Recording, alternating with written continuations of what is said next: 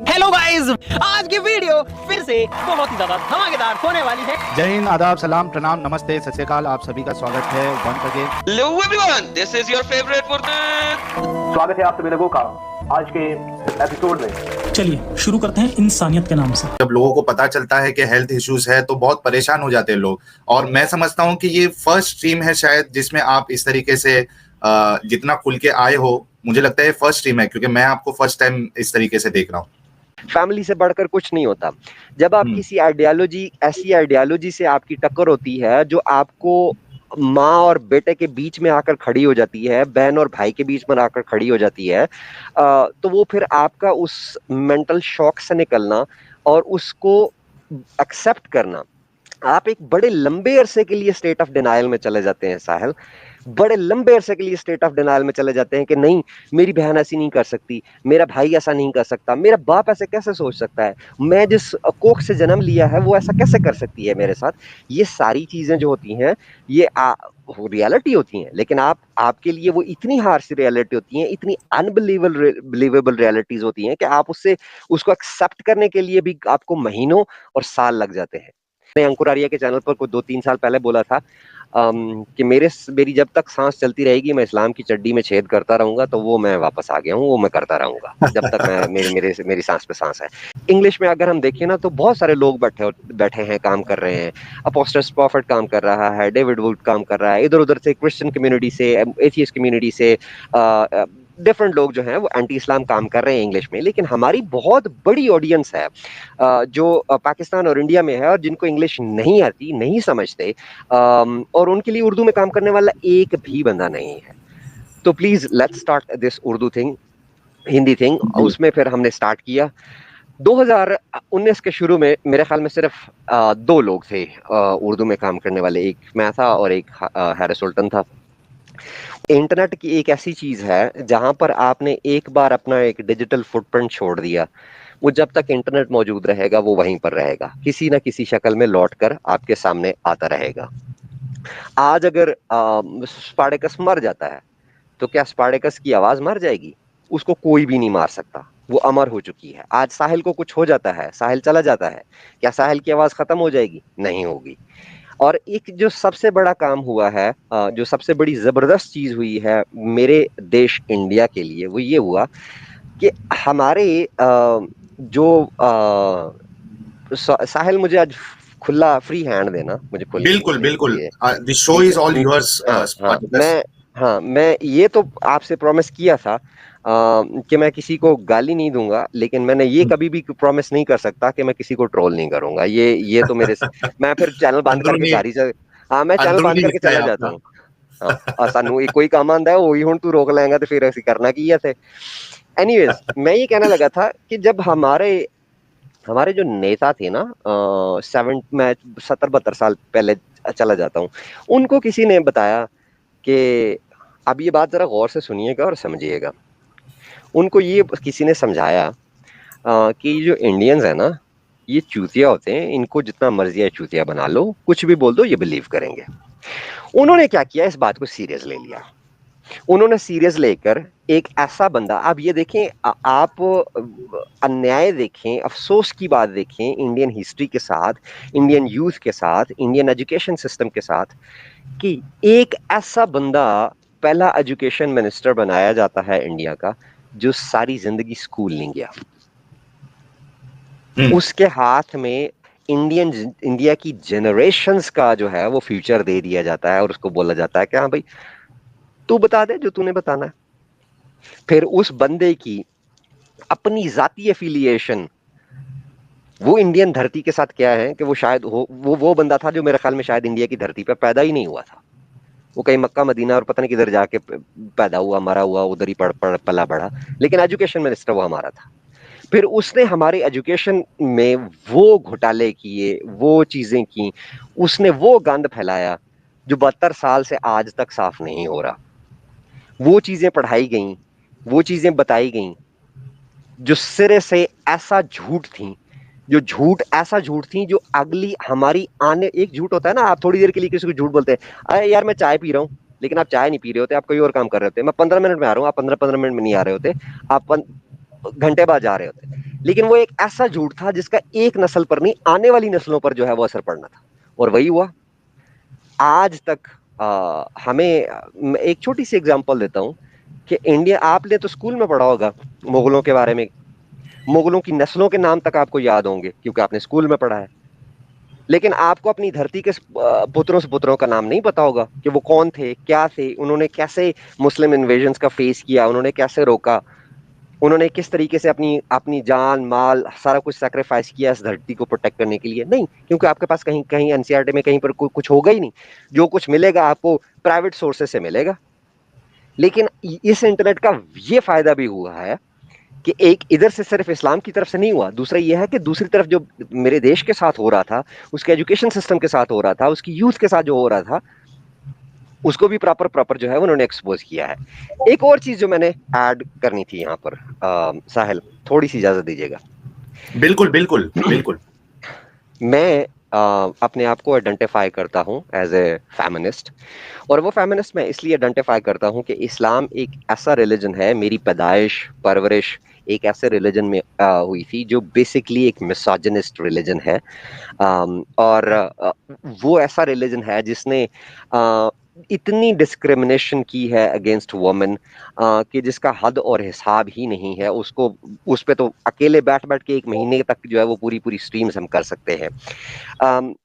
और उसमें जो डिस्क्रिमिनेशन है, देखो कोई भी चीज होती है ना साहिल, आप सोशल हवालों से बहुत सारी चीजें पढ़ते हैं, रिलीजियस हवालों से बहुत सारी चीजें पढ़ते हैं, इकोनॉमिकल हवालों से बहुत सारी चीजें पढ़ते हैं, लेकिन अगर कोई चीज होती है ना जिसे हम रिलीजन कहते हैं, धर्म कहते हैं, हमने उसका ये देखना होता है कि उसके ह्यूमन बिहेवियर पर उसके असरात क्या है।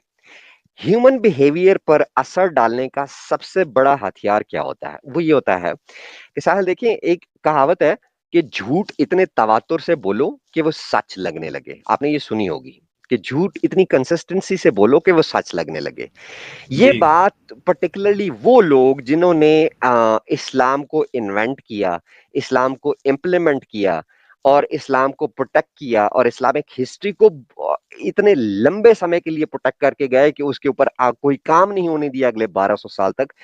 उन्होंने जो जो वे आउट दिया था ह्यूमन बिहेवियर पे इन्फ्लुएंस करने का, वो बहुत जबरदस्त था। उसकी एग्जांपल देता हूं मैं। आप अगर हिंदू हैं तो आप एक हिंदू फैमिली में 4-5 लोग हैं, बेटा है, बेटी है, माँ बाप है, दादा दादी है, नाना नानी है। नाना नानी दादा दादी मूर्ति पूजक होंगे, माँ बाप जो होंगे वो शायद मूर्ति पूजक नहीं होंगे, बेटा बेटी जो होंगे वो भले सही सिरे से ही नास्तिक होंगे, चरवाक होंगे, या एथियस्ट होंगे। ये सारे लोग मिलकर रहेंगे, एक ही छत के नीचे खाना खाएंगे, एक ही घर में रहेंगे, एक ही परिवार में रहेंगे। इनमें से कोई एक दूसरे का गला जाकर नहीं काटेगा कि तूने मूर्ति पूजा की मैं तेरा गला काटता हूँ, तूने मूर्ति पूजा क्यों नहीं की मैं तेरा गला काटता हूँ, तू भगवान को क्यों नहीं मानता मैं तेरा गला काटता हूँ, तू भगवान को मानता है मैं तेरा गला काटता हूँ। ऐसा कोई भी नहीं करता। दूसरा, मंदिर कितनी बार जाते होंगे? बहुत सारी आजकल की जो यूथ है उसमें आप कोई फेस्टिवल होता है तो कभी कभार मंदिर चले जाते हैं, या घर में एक कोने पे मंदिर बना लिया, कभी कोई टीका लगा लिया, प्रणाम कर लिया, को पूजा कर ली, पढ़ लिया कुछ तो पढ़ लिया, अदरवाइज कुछ नहीं। लेकिन ये मुझे नहीं पता कि इन लोगों ने आज से 1200-1300 साल पहले ये चीज किस तरीके से फिगर आउट की थी कि हमने ह्यूमन बिहेवियर को कंट्रोल कैसे करना है। सबसे पहले इन्होंने क्या काम किया कि जैसे मैंने पहले एग्जांपल दी थी, झूठ इतने तवातुर से बोलो कि वो सच लगने लगे।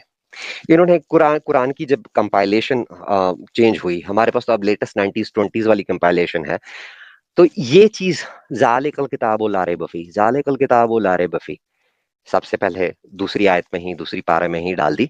ये वो किताब है जिसमें क्वेश्चन की गुंजाइश ही नहीं है। लोग अक्सर पूछते हैं कि यार ये किसी मुस्लिम को मुस्लिम कन्वर्ट क्यों नहीं होते किसी दूसरे रिलीजन में, या उनमें ज्यादा लोग क्यों जाते हैं? क्योंकि उनका पहली आयत ही यही पढ़ा जाती है कि ये वो किताब है जिसमें कोई क्वेश्चन की गुंजाइश ही नहीं है।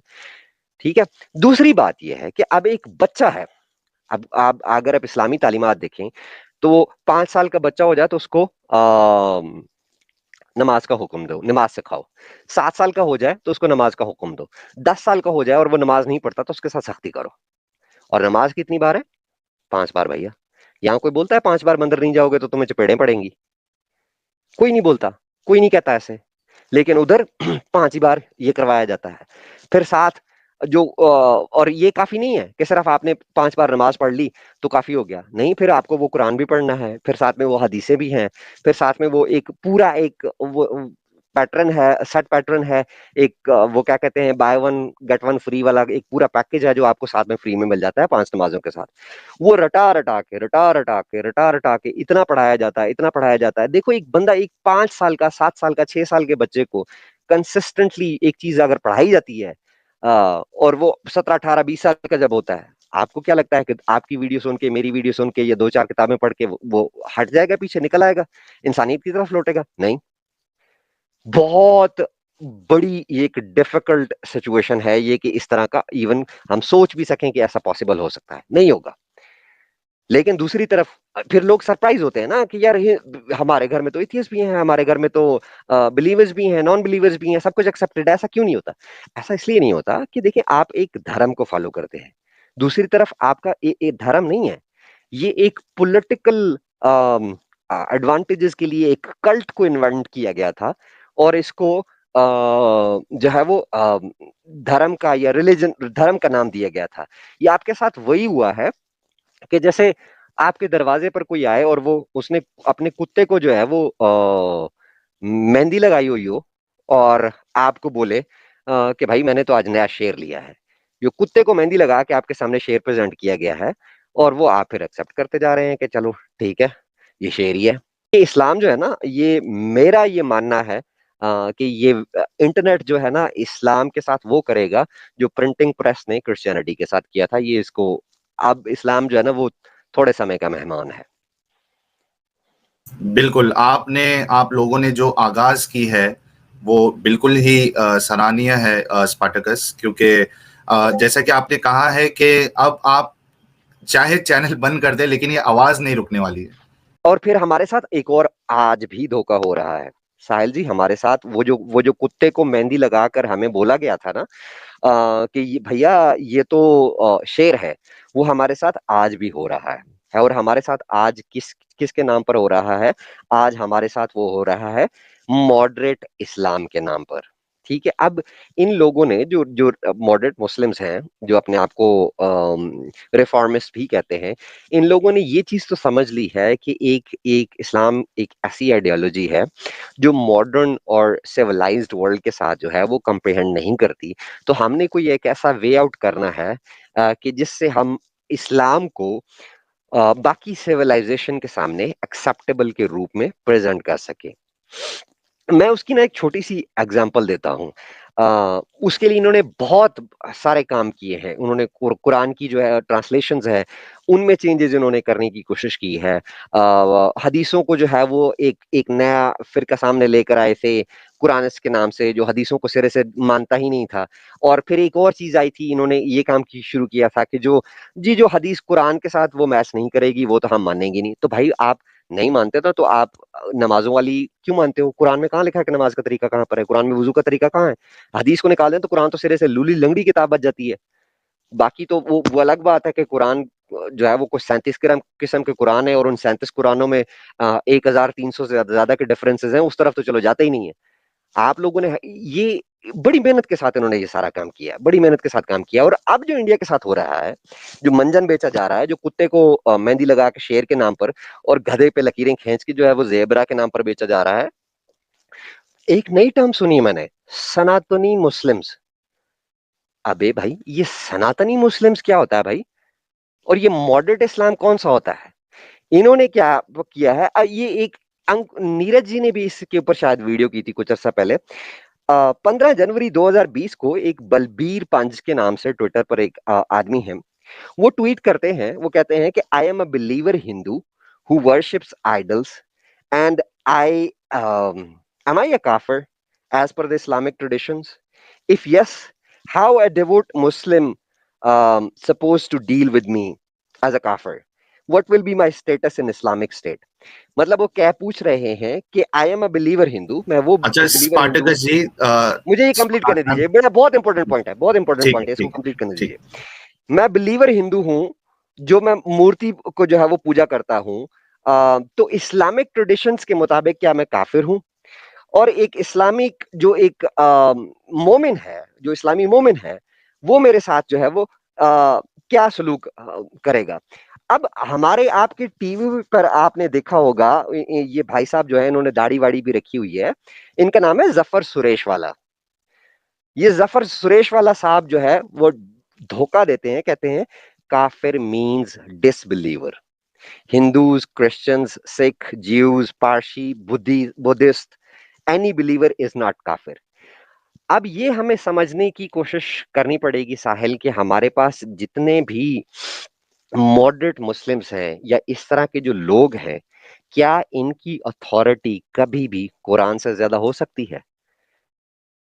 बिल्कुल नहीं, बिल्कुल नहीं। ये एक नया तरीका है असल में। यहाँ पे हमारे कुछ कॉलर्स भी आए थे जो इस तरीके की बातें, नया इंटरप्रिटेशन ला रहे थे कि ना हिंदू काफिर होता है ना क्रिश्चियन काफिर होता है, आपने गलत मतलब समझा है। लगता है स्पार्टकस जी का स्क्रीन फ्रीज हो गया है। इन्होंने डिसबिलीवर का वर्ड यूज किया। अबे यार भाई, कुरान की सूरह 98 वर्स नंबर 1 जो है वो तो एक बार जाके खोल लेता। सूरह 98 की वर्स नंबर 6 जो है वो जाके खोल लेता कि जहां पर वो काफिरों को, अहले किताब को काफिर कह रहा है और वहां पे मुशरिकीन को काफिर कह रहा है कुरान। अब मुशरिकीन कौन है? जिन्होंने शिर्क किया। शिर्क करने वाले कौन होते हैं? जो खुदा को जो के साथ जो है वो किसी और को जोड़ते हैं, पॉलीथियस्ट्स, यानी हिंदूज, यानी ज़ोरोएस्ट्रियनिज्म वाले। वो भी अहले किताब में ही कभी कभी शुमार हो जाते हैं। कुछ लोग मानते हैं, कुछ लोग नहीं मानते। और अहले किताब बाकी कौन से? क्रिश्चियन और ज्यूज। उनको तो वो कह रहा है कि कुरान कह रहा है कि ये आसमान के नीचे जो वो बदतरीन मखलूक है, ये काफिर है। तो ये लेबल हमारे साथ खेलना बंद कर दें यार, मेहरबानी करें। बस 70 साल से बहुत जो है वो बेवकूफ बना लिया आप लोगों ने इंडियंस को, इंडियन अवाम को। बस कर दें। ये मॉडरेट मुस्लिम, मॉडरेट इस्लाम, लिबरल इस्लाम कुछ नहीं होता। आज मुझे एक साहिल, आपने दिया है प्लेटफॉर्म तो मुझे जितना बोल सकता हूं मैं आज बोलूंगा। निकिता तोमार का कातिल कौन था? उसका नाम तौफीक या तौसीक जो भी था ना, यही नाम था ना उसका। लेकिन उसके मर्डरर का नाम तो शायद वो होगा, कोई तौफीक या जो भी होगा, लेकिन उसे कत्ल आपने किया है साहिल, उसे कत्ल मैंने किया है, उसे कत्ल हर उस बंदे ने किया है जो ये बिलीव करता है कि इस्लाम, मुस्लिम जो है वो रिफॉर्मिस्ट भी हो सकते हैं, मुस्लिम लिबरल्स भी हो सकते हैं। क्यों ये पॉसिबल नहीं है? वो इसलिए पॉसिबल नहीं है कि इस्लाम आपको बचपन से जो चीज आपके पल्ले डालता रहता है ना, वो एक टाइम आता है जब वापस किक इन करती है। थोड़े टाइम के लिए आप दुनिया की रंगीनियों में, सोसाइटी में, इकोनॉमी में, लाइफस्टाइल में बिजी हो जाते हैं। आपका जो इकोनॉमिक या सोशल पहलू होता है वो रिलीजियस पहलू पे डोमिनेट कर जाता है। आप लिबरल बन जाते हैं, मॉडरेट बन जाते हैं। आप कहते हैं ना, तुम मूर्ति पूजा को, मुझे कोई फर्क नहीं पड़ता, तुम हिंदू हो, मुझे कोई फर्क नहीं पड़ता, तुम किसी भी रिलीजन से हो, मुझे कोई फर्क नहीं पड़ता, आई लव यू। लेकिन जब बच्चे हो जाते हैं, तो बच्चे थोड़े बड़े हो जाते हैं, थोड़ी उम्र आपकी गुजर जाती है, तो फिर आपको अल्लाह याद आ जाता है, आपको कब्र का अजाब याद आ जाता है, आपको फिर जो है वो हुरों का ख्वाब आने लग जाते हैं। फिर आप अपनी वो सारी उस बैक पे चल पड़ते हैं, सारी चीजें जो है वो बैकफुट पे चली जाती हैं और आपके जो कदम है वो रिवर्स पड़ने लग जाते हैं। फिर उसी बीवी को जो है वो आप इस्लाम की तरफ भी, तो वो उस हमारे इस मूवमेंट में बहुत सारी लेडीज जुड़ी हैं, खवातीन जुड़ी हैं, महिलाएं जुड़ी हैं। ये बहुत अच्छा काम हुआ है। अब जब ये स्टार्ट हुई थी, कुछ इसमें से कुछ 2-3 ने मेरे साथ कांटेक्ट भी किया था कि हमने ये स्टार्ट किया है, ऐसे किया वैसे किया। तो मैंने इन सबको एक चीज बोली थी कि ये राह चुनना एक्टिविज्म की जो है वो बहुत आसान है। आप बैठ के गूगल पे अकाउंट क्रिएट कर दें, यूट्यूब का अकाउंट क्रिएट कर दें, आके एक वीडियो बना दें, आप एक्टिविस्ट हो गए। एक्टिविस्ट होना मुश्किल नहीं है, एक्टिविस्ट रहना बहुत मुश्किल है। वो इसलिए मुश्किल है कि उसमें, उस सफर में आपको बहुत सारे डिसएग्रीमेंट्स देखने को मिलेंगे अपने ही साथियों के साथ, बहुत सारी अब्यूज फेस करनी पड़ेगी, डिस्क्रिमिनेशन फेस करनी पड़ेगी। इनफैक्ट के एक वर्ड मैं शायद नहीं बोलना चाहिए, लिटरली आपको बहुत तकलीफ का सामना करना पड़ेगा अपने व्यूअर्स के थ्रू, फॉलोअर्स के थ्रू, सब्सक्राइबर्स के थ्रू और उन लोगों के थ्रू जो आपसे इख्तलाफ करते हैं, आपसे डिफरेंस ऑफ ओपिनियन रखते हैं। हमारी सोसाइटी जो है वो अभी भी उस टॉलरेंस लेवल पर नहीं पहुंची। व्हेन आई से हमारी society, I means Pakistan and India both, उस टॉलरेंस पर लेवल पर नहीं पहुंची जहां पर हमें एक दूसरे का डिफरेंस ऑफ ओपिनियन की हम रिस्पेक्ट कर सकें। आज हमारा थोड़ा सा डिफरेंस हो जाता है ना, तो एक दूसरे के ऊपर हम दो फतवे लगा देते हैं, या तो तुम गद्दार हो, या तो तुम जो है वो हमारे वो जो अगर किसी रिलीजन को फॉलो करते हैं तो तुम हमारे फिरके से ही नहीं हो, तुम हमारे मजहब से ही नहीं हो, तुम हमारे ही नहीं हो। मतलब हमें जो है वो फतवे लगाने का जो है ना वो बहुत शौक होता है। तो मैं सल्यूट करता हूं इन सब खवातीन को अनकंडीशनली। मैंने पिछले अरसे देखा था कि कुछ बॉडी शेमिंग की गई, गालियां दी गई, क्या कुछ नहीं किया गया, क्या कुछ नहीं किया गया, मतलब लिटरली उनको बहुत तकलीफ पहुंचाएगी। लेकिन सैल्यूट है उनको जिन्होंने फिर भी उन्होंने कहा कि नहीं, हम एक्टिविज्म करेंगे, हम इस्लाम के अगेंस्ट बोलेंगे, हम ह्यूमन राइट्स पे, वुमेन राइट्स पे बोलेंगे। तो मेरा ये मैसेज था उन सबको, भले उनमें से जितनी भी किसी के साथ अगर मेरी भी डिफरेंस ऑफ ओपिनियन है, I salute to all of you and thank you for your activism, keep it up. बस ये कहना था। जी बिल्कुल स्पार्टकस। अच्छा स्पार्टकस, कुछ आप ये भी बताइए कि यानी वो जब आप मोमिन थे तो वो कौन कौन से डाउट्स, मेजर डाउट्स आपको आए थे जिसकी बुनियाद पे आपने यानी एक इस्लाम को छोड़ देना ये कोई मामूली सी बात नहीं है। इस्लाम जो है, जो मुसलमान होता है, जिस तरीके से बचपन से उसके अंदर इस्लाम को डाला जाता है, तो उसकी जो मोहब्बत और उसकी हक्कानियत, उसकी सच्चाई जो दिल में बसी होती है, तो उससे निकलना इतना आसान नहीं है। तो वो क्या आपके सामने डाउट्स आए थे? अब देखिए, अगर हम आज के एक्स मुस्लिम को अगर हम बुलाते हैं, उनसे पूछते हैं, तो जरूर कहीं ना कहीं वो कोई ना कोई एक एक्स मुस्लिम चैनल का नाम जरूर लेगा कि हमने इसको सुना था, हमने उसको सुना था, उसके बाद डाउट्स आने लगे, उसके बाद हमने फिर तहकीक की और उसके बाद हमने इस्लाम को छोड़ा। आपके साथ क्या मामला था? आपको क्या डाउट्स हुए? क्या आपने कोशिश की कि मैं कोई उलमा के पास जाकर उसको पहले उसका क्लैरिफिकेशन ले लूं? किस तरीके से आपने तहकीक की और आप इस कंक्लूजन पे कैसे पहुंचे? कुछ वो भी बताइए आप। साहिल, हर इंसान की लाइफ में अगर आप एक्स मुस्लिम है तो इस बात का आप सेकंड करेंगे कि हम लोगों की लाइफ में जो ये जर्नी स्टार्ट होता है वो एक ट्रिगर मोमेंट से स्टार्ट होता है। और ज़रूरी नहीं है कि वो ट्रिगर मोमेंट सिर्फ रिलीजन के हवाले से ही हो या रिलीजन की कोई चीज़ आपको ट्रिगर कर सकती हो। आपकी वो ट्रिगर मोमेंट घर से भी शुरू हो सकती है। ह्यूमन बिहेवियर की बात कर रहा था कि कैसे इस्लाम ह्यूमन बिहेवियर को ऑल्टर करता है और सारी ज़िंदगी जो है वो बच्चा पैदा होने के साथ ही जो है वो इस्लामिक नैरेटिव बिल्डिंग शुरू हो जाती है बच्चे के कान में अजान से ही। उसी तरीके से जो सबसे पहली जो डिस्क्रिमिनेशन मैंने देखी थी वो अपनी फैमिली में ही देख ली थी कि अगर लड़के हैं तो सुबह नाश्ते में लड़कों को पूरा अंडा मिलेगा उबला हुआ, क्योंकि लड़के ने घर चलाना है, स्कूल जाना है, उसको ताकतवर बनना है, उसने मैन ऑफ द हाउस होना है। लेकिन अगर वहीं पर लड़कियां हैं, 2 लड़कियां हैं, तो उन 2 लड़कियों को जो है वो आधा आधा अंडा मिलेगा। क्यों आधा आधा अंडा मिलेगा? कि पराए घर की अमानत हो, हमने क्या करना है, हमने तुम्हारा क्या करना है, पढ़ा लिखा के जो है वो तुम्हारी शादी कर देनी है।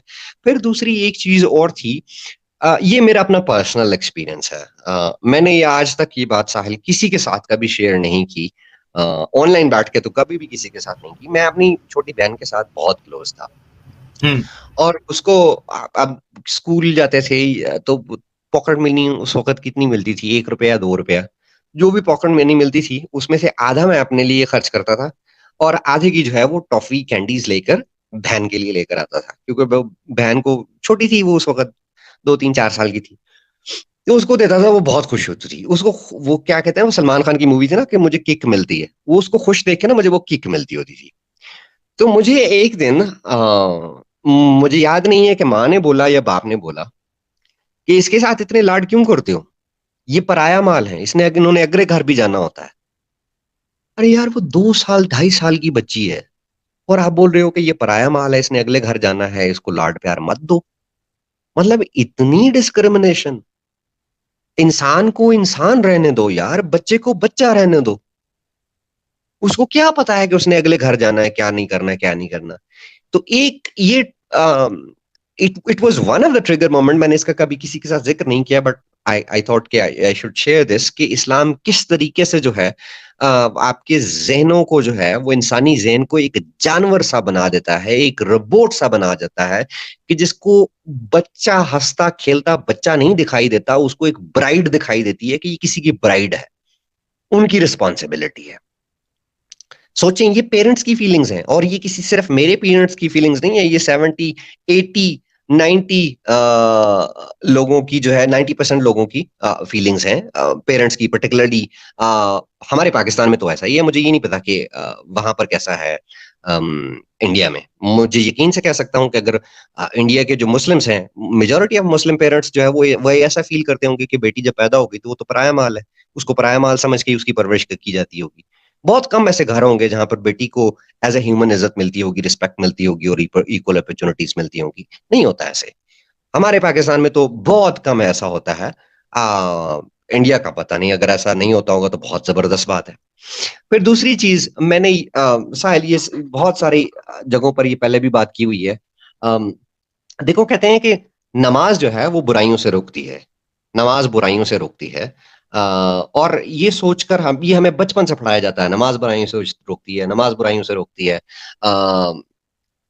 लेकिन मैं जब मैंने पहले भी जिक्र किया था कि हमें जब 5, 7, 8, 10 साल की उम्र से गुजर रहे होते हैं तो हमें सिर्फ नमाज की नहीं किया जाता, मेरे साथ पूरा वो बाकी का बंडल भी जो है वो हमें पेश किया जाता है कि भी चुकना तुसी. उसमें फिर कुरान भी सीखना होता था. तो हम स्कूल जाने से पहले जो है वो सिपारा पढ़ने के लिए मौलाना साहब के पास जाते थे, इमाम साहब के पास जाते थे. वो इमाम जो 5 वक्त की इमामत करवाता है, ज्यादातर उसकी दिन का हिस्सा, रात का हिस्सा जो है वो मस्जिद में गुजरता है, वुजू में रहता है हर टाइम, कुरान की तिलावत करता है. उसी बंदे को मैं देखता हूँ कि यार वो छोटे छोटे बच्चों से जो है उनके हाथ अपनी चादर में डलवा कर उनसे मास्टरबेट करवा रहा है मस्जिद में बैठकर. साहिल, ये मैंने बहुत सारे चैनल्स पर ये बात की है. मेरा ये ट्रिगर मोमेंट था. I was young.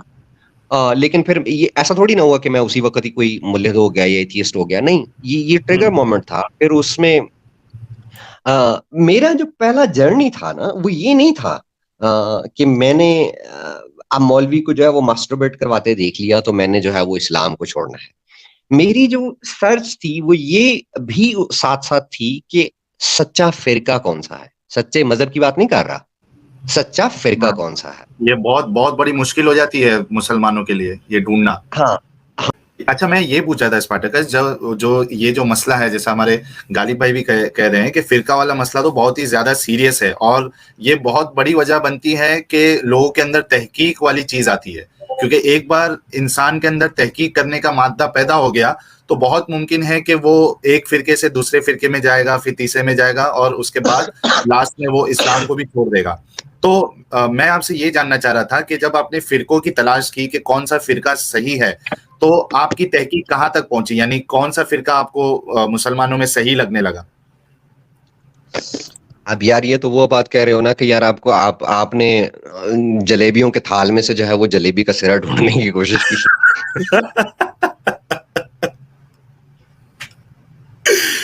तो कोई ऐसा लगा भी या नहीं लगा कि ये इस्लाम के बहुत ज्यादा करीब है? यार नहीं, मुझे इससे फर्क नहीं पड़ता कि कौन सा फिरका इस्लाम के ज्यादा करीब है या नहीं. मुझे क्योंकि आपको मैंने बोला था कि मेरा ट्रिगर मोमेंट्स की जो मैंने बात की, जो ह्यूमन राइट्स की बात की, मुझे जो फिरकों पे तहकीक की थी वो शायद इस वजह से थी, मतलब मेरे कहने का मतलब ये है कि ये वजह भी थी कि मैं ये देखना चाह रहा था कि ह्यूमन राइट्स किस फिरके में सबसे ज्यादा है, कहां पर डिस्क्रिमिनेशन कम है, कहां पर जो है वो कौन सा ऐसा है जो ह्यूमन नेचर के क्लोज है और रैशनैलिटी के क्लोज है. कोई ऐसी बातें जहां पर आपकी इंसानी अकल जो है वो तस्लीम करती हो. मतलब वो स्टोरी ना हो कि यार वो एक अल्लाह के अर्श के नीचे एक फरिश्ता और वो उसकी शक्ल कुकड़ जैसी है और कुकड़ उसको देख के जाने देते हैं. मतलब ये वाली बकवास कम हो. उसमें मुझे कुरानिस्ट वाले जो है वो थोड़े बेटर लगे थे, लेकिन कुरानिस्ट वालों की फिर प्रॉब्लम ये है कि वो फिर जो है ना वो आए बाएं शाएं उसमें बहुत हो जाती है, क्योंकि कुरान खुद एक लूली लंगड़ी किताब है.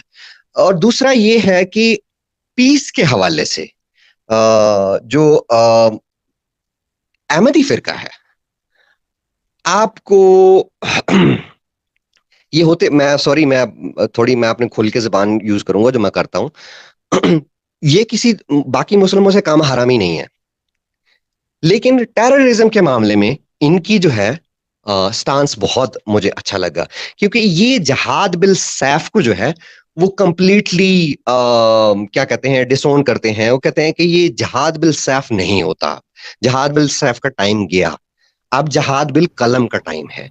आप इर्द गिर्द अगर आपकी कम्युनिटी में अगर अहमदी मुस्लिम अगर आपके रहते हैं ना, तो आपको बहुत पढ़े लिखे और बहुत सुलझे हुए नजर आएंगे। तो ये मुझे दूसरों से कंपैरेटिवली थोड़े बेटर लगे। लेकिन अहमदियों का मसला ऐसा है कि मेन स्ट्रीम इस्लाम तो उनको मुसलमान ही नहीं मानता। जो मेन स्ट्रीम फिरका, जितने फिरके हैं, वो तो अहमदियों को मुसलमान मानता ही नहीं है। वो तो एक लंबा टॉपिक चला जाएगा ना, वो तो मानते ही नहीं है। और फिर दूसरी बात ये है कि फिर उनके अपने अंदर बहुत सारी प्रॉब्लम है। मैंने अहमदियों के अगेंस्ट भी एक वीडियो बनाई थी, उनकी अपनी जमात के अंदर बड़े बड़े प्रॉब्लम्स हैं, बहुत घोटाले हैं। देखो यार, रिलीजन हो, फिरका हो, कुछ भी हो, एक बात तो जो है ना वो गारंटीड है कि ये सारी चीजें, रिलीजन, फिरका और क्या कहते हैं, जो कल्ट फॉलोइंग है, पावर पॉलिटिक्स के लिए होती है।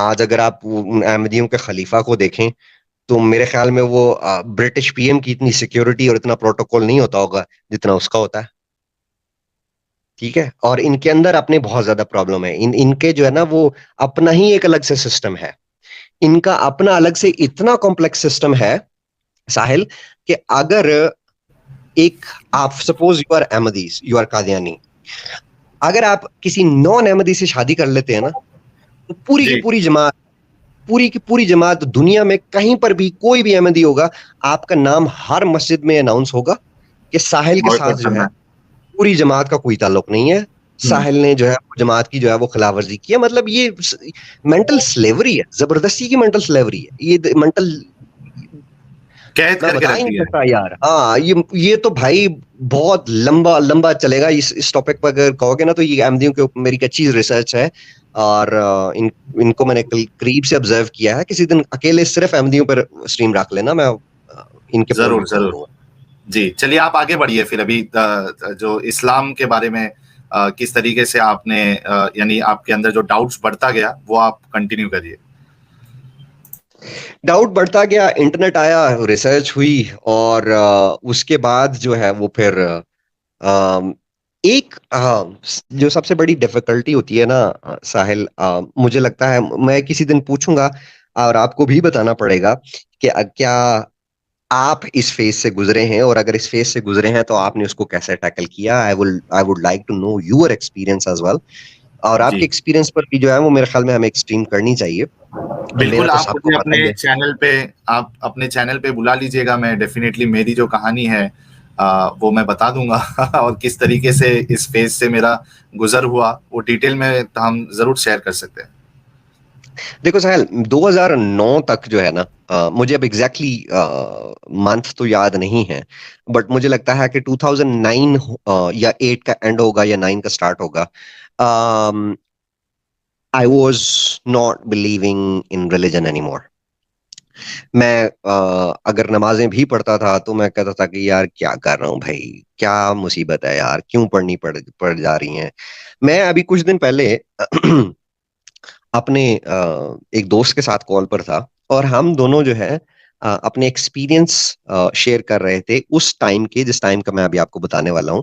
हम सब के ऊपर एक टाइम ऐसा आता है कि जब हम रिलीजन तो छोड़ देते हैं, एक्स मुस्लिम तो बन जाते हैं, लेकिन एक्स मुस्लिम अनाउंस नहीं करते अपने आप को, क्योंकि उसकी कॉस्ट का हमें अंदाजा होता है कि जिस दिन हमने अनाउंस कर दिया उसकी कीमत कितनी बड़ी चुकानी पड़ेगी। तो वो हम क्लोजेटेड एथियस्ट जो है, क्लोजेटेड नॉन बिलीवर्स जो है वो बन जाते हैं, और फिर वो एक क्या कहते हैं, प्रिटेंड करते हैं कि we are Muslim but we are no longer Muslim. और उसमें फिर काफी फनी इंसिडेंट भी होते थे। उसमें काफी फनी इंसिडेंट ऐसे होते थे कि रमजान के महीने में अब रोजे भी रखने हैं, अब गर्मियों के रोजे हैं, 45 प्लस टेम्परेचर है, सुबह चलो खाना तो खा लिया, अब दिन में भूख लगी है मुसलमान तो है नहीं और ना ही हमने रोजा रखा हुआ है, तो वो फिर घर से कोई रुपया 2 रुपया चोरी किया, पैसे थोड़े चोरी किए, निकले और कहीं बस पकड़ी, दूसरे गांव गए। रास्ते में वो होटल होते थे ना, शायद आपको तो ये एक्सपीरियंस नहीं होगा because you are not from Pakistan, तो उसमें रोड साइड होटल होते हैं जिन्होंने पर्दा लगाया होता है मुसाफिरों को खाना खिलाने के लिए। मुसाफिरों को इजाजत होती है कि वो रोजा ना रखें, तो मुसाफिर बन के जाके लंच करते होते थे और घर आके शाम में अफ्तारी पे भी जो है वो हा अम्मी बहुत भूख लगी है, बहुत भूख लगी है, बड़ी प्यास लगी है, आज रोजा बहुत लगा है, तो वो नाटक भी करने होते थे। तो ये 2-3 साल का एक लंबा अरसा था। 2011 में मैंने मेरे साथ जो, मैं उस डिटेल्स में नहीं जानना चाहता, when I was kidnapped bye Muslims and tortured, उसकी तो उस वो जो 2-2.5 साल थे उसमें वो एक फन भी था, लेकिन वो 2 साल एक बहुत एक थॉट प्रोसेस के हवाले से एक लर्निंग फेज भी था, जहां पर एक डिसीजन लेना था मुझे कि क्या मैं एक ड्यूल लाइफ जी सकता हूं। Dual life in the sense एक दोगली जिंदगी, जहां लोगों के सामने तो मैं मुसलमान हूं लेकिन अंदर से मैं मुसलमान ना हूं। उसका फायदा मुझे क्या था? मेरी बहनें भी मेरे साथ होती, मेरे माँ बाप भी मेरे साथ होते, किसी मुस्लिम से शादी भी हो चुकी होती, बच्चे बच्चे भी हो जाते, लाइफ सेट होती। लेकिन वो मेरी जिंदगी, मैं अपनी जिंदगी के साथ ही धोखा कर रहा होता, एक झूठ की जिंदगी गुजार रहा होता। और ये टॉर्चर, मेरे अंदर हिम्मत नहीं थी कि मैं ये टॉर्चर रोज का सहता, रोज अपने आप को बताता कि तू झूठ की जिंदगी जी रहा है, और रोज अपने आप को कन्विंस करता कि कल भी तुमने झूठ की जिंदगी जीनी है। ये नहीं हो सका था। और फिर जो फैमिली पे रिवील हुआ, देखें ये क्या, मैंने आपको शायद पहले बोला था कि freedom comes with a price, लेकिन freedom also came with an experience. मैंने ऐसी ऐसी चीजें एक्सपीरियंस की जिन्होंने मुझे बहुत कुछ सिखाया। मेरा एक दोस्त था, जिस दोस्त पर मुझे इतना भरोसा था कि शायद मुझे अपनी माँ बाप बहन भाई पर भी शायद भरोसा ना हो, मैंने सबसे पहले उसके सामने रिवील किया था, उसके साथ झगड़ा किया था।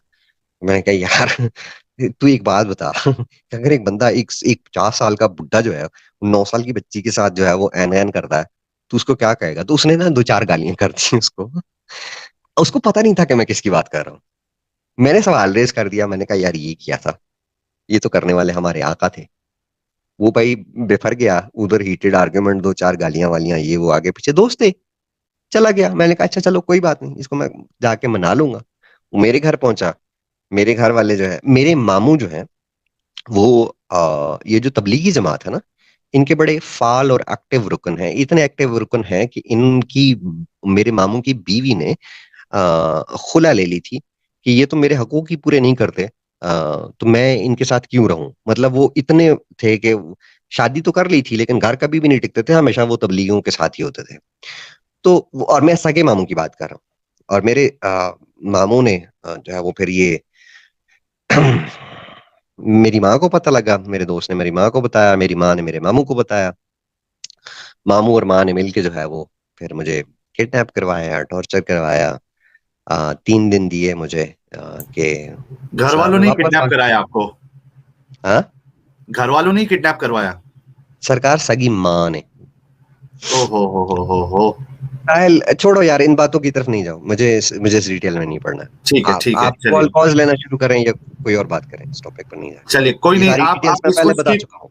जी बिल्कुल, इसको स्किप कर दीजिए।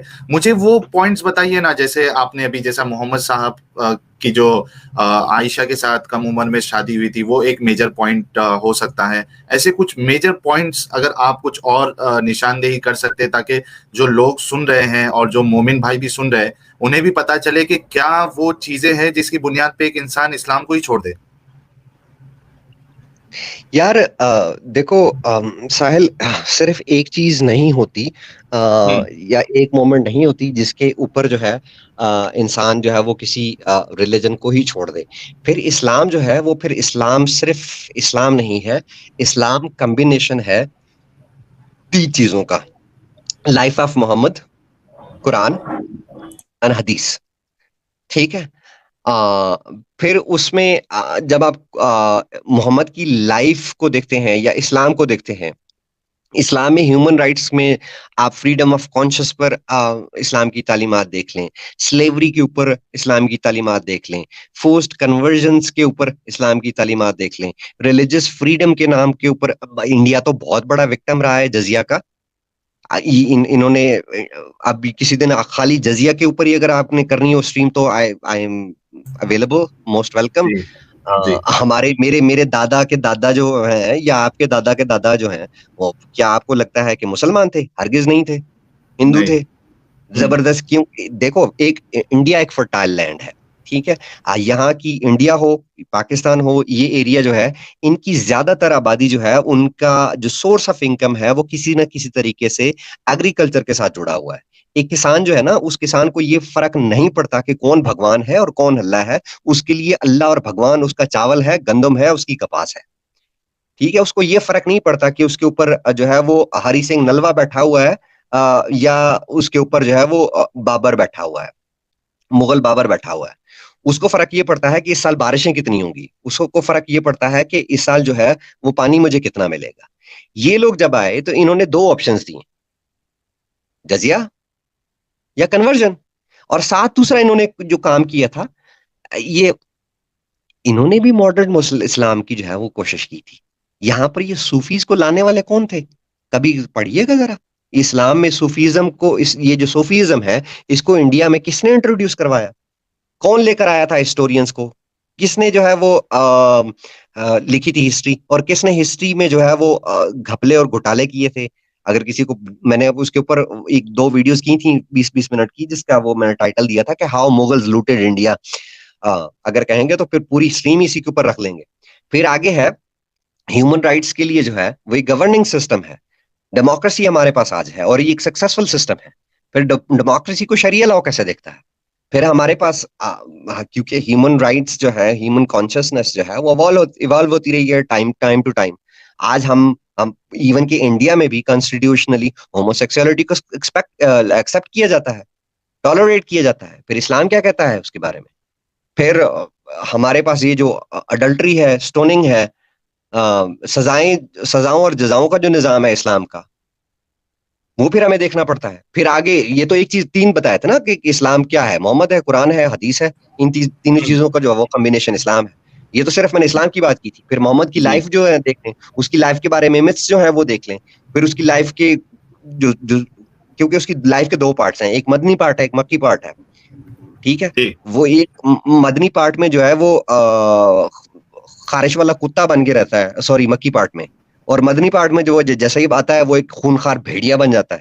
आई एम सॉरी साहिल, आपने बोला था कि खुल के बोल सकते हो, तो मैं फिर इस तरह की लैंग्वेज यूज करूंगा। सॉरी, मुझे इससे कम जाती नहीं है, ठीक है। इससे कम में आप नहीं बोल सकते। आप एक काम करो भैया, आप मेरे साथ जो है ना वो टाइम, मैं ऑनलाइन आपको बोल रहा हूँ, हम ना फिर इसको प्रॉपरली करते हैं। फिर पहले कुरान को उठा, जो मर्जी कर लो, इस्लाम को उठा लो, ह्यूमन राइट्स को उठा लो, वुमेन राइट्स को उठा लो, मोरल इश्यूज को उठा लो, शरिया को उठा लो, इस्लाम की ने जो आजकल गेम्स खेलनी शुरू की हुई हैं इस्लामियों ने, वो उठा लो, मोहम्मद की लाइफ उठा लो, कुरान उठा लो, मेरे साथ पूरी स्ट्रीम करें। फिर मैं एक एक टॉपिक को कवर करते जाते हैं। मतलब ये एक स्ट्रीम में कि क्या कुछ बोल लेंगे, कितना कुछ बोल लेंगे। फिर हम हेट, इस कुरान के हेट क्या कहते हैं, प्रोपेगेंडा पे बात करेंगे, वर्सेस वायलेंस पे बात करेंगे, इस्लाम में अमन कितने अमन के दीन है उस पे बात करेंगे, कॉन्ट्रडिक्शन पे बात करेंगे, कुरान में साइंस की बात करेंगे। आओ बिस्मिल्लाह करो। बिल्कुल बिल्कुल जी साहिल, ऐसा करो यार, 1 घंटा हो गया भाई, आप दोनों भी नहीं, आप दोनों भी बोल लो यार, मुझे मरवाना है। 1 घंटे से बोली जा रहा हूँ, सांस लेने दो यार, मेरे फेफड़े जो है ना वो दर्द करने लगे हैं। बोल एडम सीकर भी मौजूद है, मिर्जा गालिब भी है, तो मैं स्ट्रीम का लिंक शेयर करता हूं ताकि हमारे मिर्जा गालिब भाई भी जुड़े, एडम सीकर भी है। एक मिनट मुझे जरा जो है ना लैपटॉप से आने दो, और मुझे 5 मिनट की 1 मिनट रुकिए। बिल्कुल जी बिल्कुल। अभी लिंक शेयर ना करना। लिंक शेयर मैंने ऑलरेडी कर दिया है, लेकिन मैं किसी को एंट्री नहीं दूंगा, आप बेफिक्र रहिए। हाँ, मैं 1 मिनट के लिए मैं जरा लैपटॉप से दोबारा एंटर हो जाऊं, फिर आप किसी को जो है ना वो एंटर करना हो तो कर लीजिएगा। अच्छा, मैंने लिंक गालिब भाई के लिए दिया है, एडम सीकर और ऑलमोस्टो भाई के लिए दिया है, तो बाकी लोगों से रिक्वेस्ट है एज ऑफ नाउ ज्वाइन ना करें। हाँ मसूद, मैं क्या बोल रहा हूँ कि मेरे को लगता है कि ये स्ट्रीम अभी आज 4-5 घंटे तक जाएगी आराम से। तो मरवाएगा क्या? 4-5 घंटे तक जाएगी। स्पार्टकस ने पहले ही कह दिया था मुझे। भाई अपने फेफड़े मुझे उधारे दे दे, मैं 5 घंटे कर लूंगा। मेरे इसका तो चित्र पड़ गया भाई। मसूद, असल में स्पार्टकस ने मुझे पहले ही बोल दिया था कि उनकी तबीयत सही नहीं है, तो ज्यादा लंबी स्ट्रीम हमको नहीं करना है, ठीक है। इसके लिए 1 घंटे में उन्होंने काफी कुछ कवर किया है, लेकिन कोई भी टॉपिक को अगर बहुत ज्यादा डिटेल में हमको अगर उस पर डिस्कस करना है तो एक सिंगल टॉपिक हम ले सकते हैं, और डेफिनेटली हम कोशिश करेंगे कि ऐसे जो बड़े बड़े टॉपिक्स है इस्लाम के, उस पर हम डिस्कशन करें। लेकिन आज हम जल्दी इसको क्लोज करेंगे। चलिए, एडम भी ज्वाइन हो गए ताकि स्पार्टकस को थोड़ा सा रेस्ट भी मिल जाए। चलो मैं चलता हूँ, फिर आप करो, मैं आता हूँ स्पार्टकस पे। बैक स्टेज पे ही है ना मसूद? हाँ आता हूँ, जरा थोड़ा एक काम है। ठीक है, ठीक है यार। स्पार्टकस बहुत भाई बहुत स्वागत है। थैंक यू साहिल भाई, बहुत अच्छा लाइव स्ट्रीम। क्वाइट फ्रैंकली मैं for the very first time Spartacus भाई को सुन रहा हूँ, मजा आ गया यार। क्या जमांद्रू अल्फाज बोले हैं भाई ने, क्या बेहतरीन एग्जांपल्स दिए हैं। मैं कहता हूँ यार, मैं दिल जो है ना वाग हो गया, और मैं कह रहा था यार ये ऐसा शख्स। खुश हुआ, इतना खुश हो गए एडम स्ट्रीम से ही चले गए। कनेक्शन ही उनका डाउन हो गया अच्छा वो देखना जरा मेरा दूसरी तरफ से आया कि नहीं आया। हाँ। मैंने लैपटॉप से एंटर होने की कोशिश करूं। नहीं, वो नहीं आया अभी तक नहीं, मैं खुद एंटर होने। 1 मिनट रुकना जरा, इनको दोबारा ले लो अगर बैक बैठे हैं तो। हाँ, शायद वो एडम जी का शायद कनेक्शन का इशू होगा, तो वो फिर से ज्वाइन कर लेंगे। गालिब भाई, लिंक शेयर किया है मैंने, प्लीज ज्वाइन करो। मिर्जा गालिब भाई से रिक्वेस्ट है कि वो आ जाएं, कमान संभाल ले। मैं दूसरे से आ रहा हूँ। जी, उसको ऐड कर लूं मैं?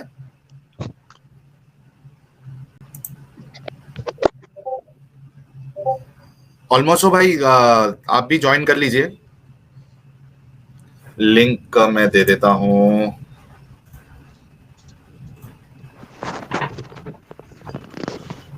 यार ये मुझे अपना ही दो नजर आ रहे हैं। अच्छा ये लैपटॉप पे मैं ही हूँ। हेलो साहिल। सॉरी भाई, मैं बात कर रहा था और मेरा ब्राउजर क्रैश हो गया, पता भी नहीं लगा। सो एडम इतने खुश हो गए आपके, आपका कनेक्शन ही ब्रेक हो गया। यार आपको अंदाजा नहीं है मैं कितना आज खुश हूँ यार, ये भाई की बातें सुन के ना। भाई जो छक्के मारते हैं लेफ्ट राइट किस्म के, मेरा तो इमरान खान के भी छक्के ऐसे नहीं है जैसे इन्होंने मार दिए आज। मतलब आपको मेरी इंसल्ट करनी थी तो इमरान खान के साथ ही कंपेयर करके? लाहौल वला कुव्वता इल्ला बिल्लाह यार, छक्कों की बात कर रहा हूँ, उसकी प्रेसिडेंसी की बात नहीं कर रहा। छक्के तो नवजोत सिंह सिद्धू भी मारता था, छक्के तो विराट कोहली भी मारता है, मतलब इमरान खान क्यों यार? वो पपट यार के साथ ही मिलाना था यार। भाई वो पाकिस्तानी होना तो उसी का नाम जेन में रहता है ना यार, समझा करें अब। वो बाबर आजम कह देना यार। वो कौन है? आप पता लग गया तुसी पाकिस्तानी नहीं है, जो बाबर आजम नहीं जानते ना, तो फिर तुसी पाकिस्तानी भी नहीं जे यार। हैगा तो पाकिस्तानी है, लेकिन मैच असली टाइम ही नहीं मिलता सी, पढ़ाइयां शराइयां करते रहे सारी उम्र से, और टाइम ही नहीं लभ्या। लेकिन बहरहाल बहुत मजा आया मेरी जान, बहुत अच्छा लगा। और ऐसे एक्स मुस्लिम्स जो इस तरीके से बात करें, they are very few. Quite frankly मैंने भी कभी इस तरीके से बात नहीं की और देखा नहीं। मैं इस्लाम के अंदर ही सिर्फ घुस के तो उसी को तोड़फोड़ कर रहा होता हूँ हमेशा। लेकिन आई रियलाइज के यार ये how you said these things, it's right on spot. Like the first 20 minutes of your discussion was like wow, like मजा आया। किसी बंदे ने ना बिल्कुल यार कमाल है यार, वो जो सही हमारी देसी एग्जांपल्स देगा ना, कुत्ते नु मेहंदी लगा के थे यार। मैं कहता हूँ यार एकदम से I was amazed. I don't have words to say how you actually described it. It was lovely. God bless you यार। Thank you so much. एक और चीज कहनी है मुझे साहिल। हमारे एक मुझे इंस्टाग्राम पर और ईमेल वगैरह पे, व्हाट्सएप वगैरह पे बच्चे ढूंढ के 18 साल के बच्चे, 20 साल के बच्चे, अब मैं 34 साल मेरी उम्र है, तो मैं कह सकता हूँ इनको बच्चा, मैसेज करते हैं, इस सवाल का जवाब दें, उस सवाल का जवाब दें, इस सवाल का जवाब दें। बच्चों, मेरा एक मैसेज है आप सब के लिए और हर उस बंदे के लिए जिसके जहन में कन्फ्यूजन चल रही हैं। देखो, आपके लिए इतना काफ़ी है कि आपने एक रिसर्च कर ली, एक तहकीक कर ली कि अपने आप को एक एग्नोस्टिक सिचुएशन मान लिया है। देखिए, आपको जरूरी नहीं है कि खुदा को डिसप्रूव करना है कि खुदा नहीं है। आपको ये भी जरूरी नहीं है कि आपने खुदा को प्रूव करना है, क्योंकि इन दोनों चीजों का कोई भी ऑब्जेक्टिव प्रूफ हमारे पास नहीं है। ना तो ऑब्जेक्टिवली गॉड प्रूवन है और ना ही उसकी नॉन एग्जिस्टेंस जो है वो प्रूवन है। तो आपको हर चीज का मास्टर नहीं बनना है अपने आप को इस क्लोजेट से बाहर निकलने के लिए, रिलीजन के क्लोजेट से, कि जब तक मेरे पास हर चीज की जो है वो कंप्लीट मेरे पास नहीं हो जाती, मैं इससे नहीं आ सकता। वो आपको एक ऐसे घन चक्कर में डालेंगे कि फिर आप घूमते ही रहेंगे, घूमते ही रहेंगे, घूमते ही रहेंगे। द मोमेंट जब आपके पास इतने कंक्लूसिव एविडेंस आ जाए कि आपकी जिंदगी रिलीजन के बगैर गुजर सकती है, सबसे पहला सवाल पूछें अपने आप से। जब आप इस स्टेज में आए जहां आप सवाल पूछने लगे, तो सबसे पहला सवाल ये पूछें, क्या मुझे अच्छी जिंदगी और अच्छा इंसान बनने के लिए, अच्छी जिंदगी गुजारने के लिए किसी मजहब या खुदा की जरूरत है? अगर इसका जवाब मिल जाए कि नहीं, तो फिर आपको मजीद जो है इस चक्कर में जिंदगी गुजारने की, अपना वक्त बर्बाद करने की जरूरत नहीं है। आप बाहर आ जाएं। उस टाइम को, जो टाइम आप इन घन चक्करों में गुजारेंगे, उस टाइम को अपनी सोशल और इकोनॉमिकल सिचुएशन को बेटर बनाने के लिए लगाएं, अपनी एजुकेशन की तरफ लगाएं, फैमिली की तरफ लगाएं, सोशल सर्विस के लिए लगाएं। उस टाइम का अच्छा वो क्या कहते हैं, इस्तेमाल को क्या कहते हैं, उपयोग मेरी हिंदी जरा थोड़ी कमजोर यार है आप इंडिया से, बाय द वे, इंडिया से हैं कि पाकिस्तान से हैं? यार। लोरी है, लोर दे नाल और ताड़ी खैर अजय, क्या बात है जी। फिर तभी तो मैं कहता हूँ, केड़ा इंडिया। तभी तो मैं कहता हूँ कि ये साहिल भाई का चैनल जो है ना इतना शफाफ है। जो शुरू में आपने पहला सेंटेंस बोला ना, वही भी मैंने मैसेज किया था, यार बंदा जो रहेगा ना सही है। जब आपने कहा ना कि यार थोड़ी सी तो ट्रोलिंग करने देना यार हम लोग रह ही नहीं सकते, पंजाबी नहीं रह सकते ट्रोलिंग के बगैर। मैं वही कह रहा हूँ, हुण लोरी होए ते ओ जुगता ना करे ते ओनू बदहजमी हो जानी है थोड़ी देर में। बिल्कुल right on spot, right on spot यार। आपका चैनल भी यार शेयर करो यार, मैं सब्सक्राइब भी करूंगा, और मैं चाहूंगा कि आप मेरे चैनल पे भी आके गपशप लगाओ थोड़ी सी। वैसे मुझे आपके ऊपर बड़ा अफसोस है कि यार आप मुझे जानते, मतलब पाकिस्तान के सबसे बड़े एथियस्ट चैनल को आप नहीं जानते, Urdu channel. Sir I am so sorry about that, sir I am so sorry about that. असल में मैं जब एक्स मुस्लिम हुआ था ना, तो मेरे को यही था कि एक्स मुस्लिम बस ये अमेरिका और यूरोप में ही है, पाकिस्तान में एक्स मुस्लिम कोई हो ही नहीं सकता। ये तो आहिस्ता आहिस्ता लोगों ने मुझे, चंद एक लोगों से, मतलब सच बोल टीवी वालों से इंट्रोड्यूस कराया, लोगों ने इंट्रोड्यूस कराया। मैं वो ताड़ी खैर हो जाए, पाकिस्तान में भी इतने पोस्टेड बैठे हुए हैं। सो क्वाइट फ्रैंकली मुझे बिल्कुल नहीं पता था। मैं आपको एक जुगत मारने लगा हूं, और जो लेडीज बैठी हुई हैं, खवातीन बैठी हुई हैं, उनसे भी माजरत, साहिल से भी माजरत। वो मैं ये कहने लगा था कि असी बॉन्ड रगड़ रगड़ के बटन जिन्नी कर ली तो तुहानू पता भी नहीं लगा। सर मैं लोगों दी बुंडा नहीं ना देख रहे होंदा। मतलब हद नहीं हो गई यार कि यार हम एक्टिविज्म कर करके मर गए, 2011-12 से लगे हुए हैं और आप आज कह रहे हैं। मैं तो बता रहा था कि हम लोगों का तो एक्टिविज्म जो है वो बहुत बहुत पुराना है। इसकी पीक के ईयर्स भी हमने देखे हैं, इसका डाउनफॉल भी देखा है, इसका स्टार्ट भी देखा है।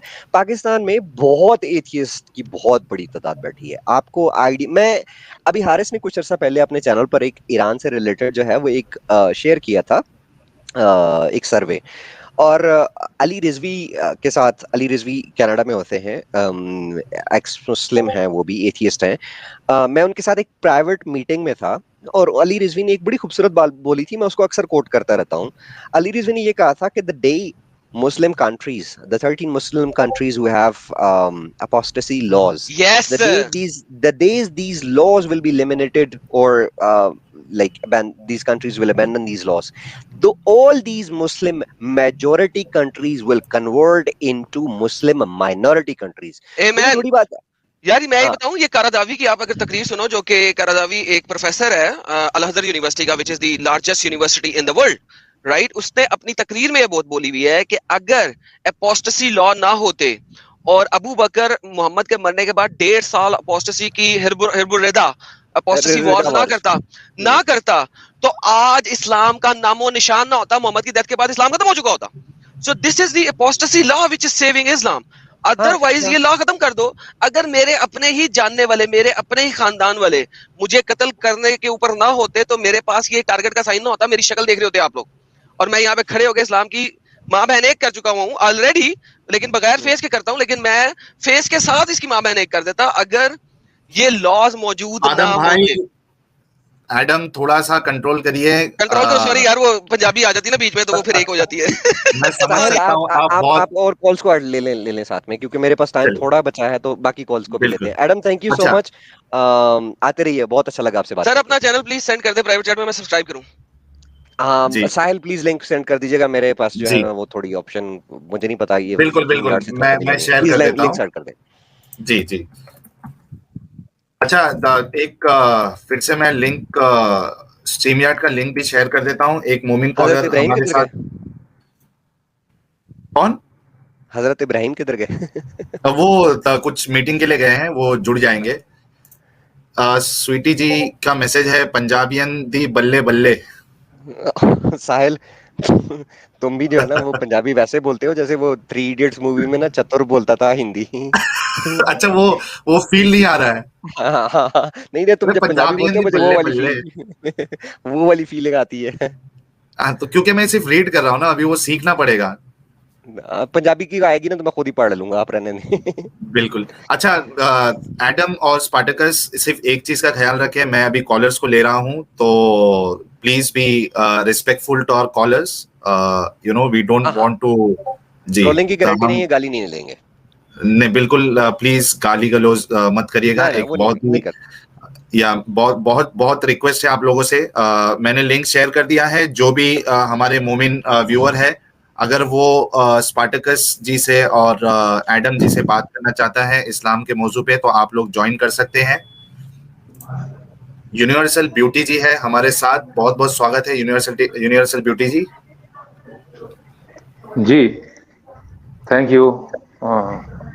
जी, बताइए क्या आप कहना चाहेंगे, क्योंकि मौजू जो है वो ओपन है, तो आपके पास कुछ सवाल है मौजू या सब्जेक्ट, आप सब्जेक्ट बोलें जरा। नहीं? आज कोई स्पेसिफिक सब्जेक्ट नहीं है, तो आप कोई भी मौजू पे, हमारे साथ 2 मेहमान हैं, तो आप उनसे जो भी सवाल करना चाहते हैं, आपको कुछ उन्होंने जो एतराज बताया है इस्लाम को लेकर, उस पे आपको जवाब देना है, काउंटर करना है, या आपको उनसे कुछ सवाल करना है, तो बिल्कुल आप पूछ सकते हैं। हाँ, तो कुरान में सबसे पहली जो आयत, यानी कि ज़ालिकल किताब ला रैब फीह हुदल लिल मुत्तकीन, तो ये वो किताब है जिसमें कोई शक नहीं है, और मुत्तकीन के लिए हिदायत यानी कि हिकमत है, विजडम है, रास्ता है, कानून है, लॉ है, द बुक ऑफ लॉ, यानी कि जो लॉ के जरिए से अल्लाह का जो अम्र है, हुक्म है, कमांड है, जो पूरा करना चाहते हैं, और वो कमांड है कि यूनिवर्सल, यानी कि जो ऑर्डर है, यानी कि उस वक्त जब इस्लाम यानी कुरान नाजिल हुआ, उस वक्त कोई कानून वर्ल्ड लेवल का नहीं था। अभी आदमी जो है एक इलाके से दूसरे इलाके को जाने ही लगा था, यानी कि अभी बहरी सफर यानी समुद्री रास्ता भी खुला नहीं था, लोग थोड़ा थोड़ा जो ना करके सफर कर रहे थे। तो उस वक्त इस्लाम जो है ना अल्लाह ताला अपने आखिरी फाइनल यानी कि टेस्टामेंट के हैसियत से, कानून की हैसियत से अल्लाह ताला इस्लाम को कानून की हैसियत से नाजिल किया। तो एक्चुअली दीन वल हुदा, दीन यानी कि ऑर्डर, और हुदा यानी कि लॉ, यानी कि लॉ एंड ऑर्डर, इसको मुफस्सिरीन बदल दिए हैं। इसको जो है, जब किसी इंसान के अंदर से जब जान निकल जाती है तो वो डेड बॉडी रह जाती है। उसी तरह से जब ये लॉ एंड ऑर्डर नहीं रहता, ये दीन वल हुदा नहीं रहता, वो कहीं स्टैब्लिश